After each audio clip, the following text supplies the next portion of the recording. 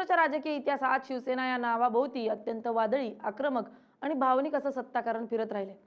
शिवसेना प्रमुख बाळासाहेब ठाकरे यांनी स्थापन केलेल्या या पक्षाचे 2 तुकडे झाल्यानंतर राज्यातील राजकीय समीकरण पूर्णपणे बदलून गेले आहेत.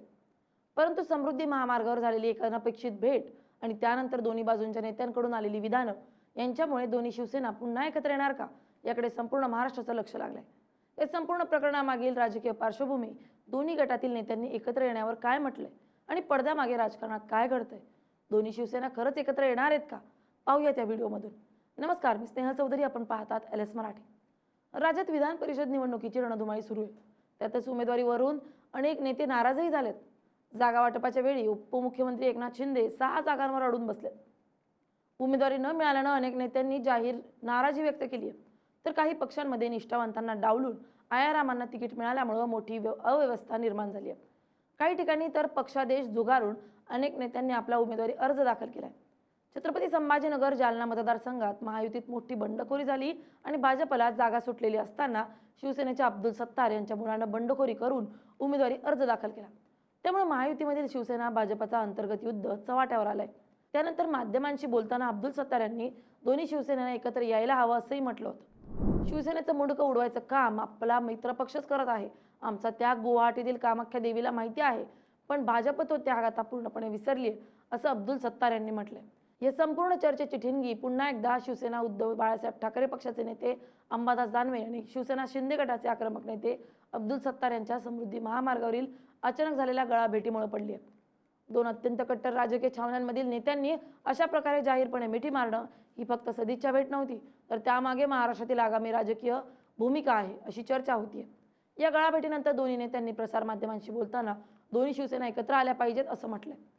सिल्लोडचे आमदार आणि शिंदे गटातील एक महत्त्वाचे नेते असलेले अब्दुल सत्तार हे महायुतीमधील जागा वाटपावरून आणि विशेषतः छत्रपती संभाजीनगर जालना स्थानिक स्वराज्य संस्था मतदारसंघाची जागा भाजपनं आपल्या पदरात पाडून घेतल्यामुळे अत्यंत नाराज होते. या नाराजीतूनच त्यांनी थेट भारतीय जनता पक्षावर अत्यंत गंभीर आरोप केलेत. तसेच दोन्ही शिवसेना एकत्र येणं ही काळाची गरज बनली आहे, कारण भारतीय जनता पक्ष हा प्रादेशिक पक्षांचं अस्तित्व संपवण्याचा जाणीवपूर्वक प्रयत्न करतोय, असंही स्पष्ट केलंय.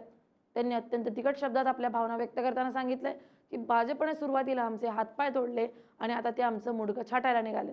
भाजप हा मोठ्या भावाच्या भूमिकेत येऊन शिवसेनेच्या दोन्ही गटांमध्ये जाणीवपूर्वक दुरी टिकून ठेवतोय आणि प्रादेशिक अस्मिता संपवण्याचा कट रचतोय. भविष्यात महाराष्ट्राची अवस्था पश्चिम बंगालसारखी होऊ नये, जिथं कार्यकर्त्यांमध्ये टोकाचा संघर्ष होतो, यासाठी उद्धव ठाकरे यांनी एकनाथ शिंदे या दोन्ही नेत्यांनी सामान्य शिवसैनिकांच्या आणि महाराष्ट्राच्या हितासाठी पुन्हा एकदा एकत्र येऊन हातमिळवणी करायला हवी, असं विधान सत्तार यांनी केलंय. यासोबतच त्यांनी हे देखील स्पष्ट केलं की जरी ही माझी वैयक्तिक इच्छा असली तरी माझे नेते एकनाथ शिंदे जो निर्णय घेतील तो आम्हाला अंतिम म्हणून मान्य असेल. अब्दुल सत्तार यांच्या या विधानाला शिवसेना ठाकरे गटाचे नेते अंबादास दानवे यांनी देखील तितक्याच संवेदनशीलतेनं पाठिंबा दिलाय. समृद्धी महामार्गावर सत्तारांची गळाभेट घेतल्यानंतर दानवे यांनी प्रसारमाध्यमांशी बोलताना सांगितलं की दोन्ही शिवसेना एकत्र यायला हव्यात असं मला बऱ्याच दिवसांपासून आणि मनापासून वाटतं, पण हे केवळ माझ्या एकट्याला वाटून काही होणार नाही, तर त्यासाठी दोन्ही बाजूंच्या सर्वोच्च नेतृत्वानं पावलं उचलणं गरजेचं आहे. त्यासोबतच दानवे यांनी महायुतीमधील भाजपच्या भूमिकेवर कडाडून टीका केली. त्यांनी भाजपचा उल्लेख स्लो पॉयझन असा केलाय. भाजप हा आपल्यासोबत राहणाऱ्या मित्रपक्षांना हळूहळू आतून पोखरून संपवतो असा आरोप दानवे यांनी केलाय आणि सध्याच्या राजकारणात मोठा मासा लहान माशाला खातो अशी भयानक परिस्थिती निर्माण झाली आहे.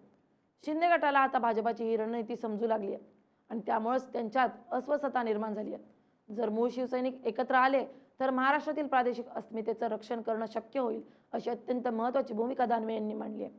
या दोन्ही नेत्यांच्या वक्तव्यामुळे राज्याच्या राजकारणात दोन्ही शिवसेना एकत्र येण्याच्या चर्चांना उधाण आल्यानंतर शिवसेना उद्धव बाळासाहेब ठाकरे पक्षाचे मुख्य प्रवक्ते आणि खासदार संजय राऊत यांनी अत्यंत आक्रमक आणि स्पष्ट राजकीय भूमिका मांडली. संजय राऊत यांनी म्हटलं आहे की दोन्ही शिवसेना एकत्र याव्यात ही भावना अनेक शिवसैनिकांच्या मनात असू शकते, पण खरी शिवसेना उद्धव ठाकरे यांच्या नेतृत्वाखालीच कार्यरत आहे. बाकी नेते हे सत्तेसाठी गेलेले आहेत आणि ती शिवसेना नाही, तर ती अमित शहांच्या इशाऱ्यावर चालणारी एक टोळी आहे, असं राऊत यांनी म्हटलंय. राऊत यांनी अब्दुल सत्तार यांच्या नाराजीचा संदर्भ देत भाजपवर निशाणा साधलाय. शिंदे गटातील नेत्यांना आता हळूहळू भाजपचा खरा चेहरा आणि पक्ष संपवण्याचा यांचा गुप्त अजेंडा समजू लागलाय. जे नेत्यांनी बाळासाहेबांचे विचार सोडून भाजपशी हातमिळवणी केली त्यांना आता जागा वाटपाच्या निमित्तानं भाजप कशा प्रकारे दुय्यम स्थान देते हे स्पष्ट दिसतंय. जर शिंदे गटातील आमदारांना खरोखरच स्वतःच्या राजकीय ओळख आणि अस्तित्वाची काळजी असेल तर त्यांनी प्रथम आपली स्वाभिमानी भूमिका स्पष्ट करावी आणि दिल्लीची गुलामगिरी सोडावी. खरी शिवसेना नेहमीच स्वाभिमानानं लढत आली आहे आणि जी खरी शिवसेना आहे ती उद्धव ठाकरेंसोबतच मजबूतीने उभी आहे, असं म्हणत राऊत यांनी विलिनीकरणाच्या म्हणजे एकत्र येण्याच्या शक्यतेला राजकीय अटींच्या चौकटीत बसवण्याचा प्रयत्न केला. तर इकडे अंबादास दानवे यांनी थेट म्हटलंय की एकनाथ शिंदेंनी मातोश्रीवर यावं, तर संजय राऊत यांनी सुद्धा म्हटलंय की चूक समजली असेल तर त्यांनी मातोश्रीवर यावं. त्यामुळे शिंदेच्या सेनेसाठी मातोश्रीचे दरवाजे उघडे आहेत हे यातून स्पष्ट होत आहे. मात्र या सर्व चर्चांवर आणि आपल्याच पक्षातील आमदारांच्या नाराजीवर अखेर उपमुख्यमंत्री एकनाथ शिंदे यांनी भूमिका मांडत सर्व चर्चांना पूर्ण विराम देण्याचा प्रयत्न केला. उपमुख्यमंत्री शिंदे यांनी सांगितलं की खरी शिवसेना आमचीच आहे आणि आम्ही शिवसेना प्रमुख बाळासाहेब ठाकरे यांच्या विचारांना, त्यांच्या हिंदुत्वाला पुढे घेऊन जात आहोत. त्यामुळे कोणत्याही प्रकारच्या विलिनीकरणाचा किंवा दोन गट पुन्हा एकत्र येण्याचा प्रश्न येत नाही. महाराष्ट्रातील जनतेनं आमच्या भूमिकेला आणि आमच्या सरकारला पूर्ण कौल दिलाय. आम्ही सर्वसामान्य जनतेच्या हिताचे आणि विकासाचे सरकार चालवत आहोत. आम्ही बाळासाहेबांच्या विचारांची प्रतारणा केलेली नाही, तर हे विचार खऱ्या अर्थानं जपले आहेत. त्यामुळे आमची शिवसेना हीच खरी संघटना असून आम्ही त्याच ताकदीनं पुढे जात राहू, असं सांगत त्यांनी अब्दुल सत्तार आणि अंबादास दानवे यांच्या विधानामुळे निर्माण झालेली एकत्र येण्याची चर्चा सध्या तरी फेटाळून लावली. या 2 दिवसातील संपूर्ण नेत्यांच्या वक्तव्यांच्या मालिकेवरून हे स्पष्ट होत आहे.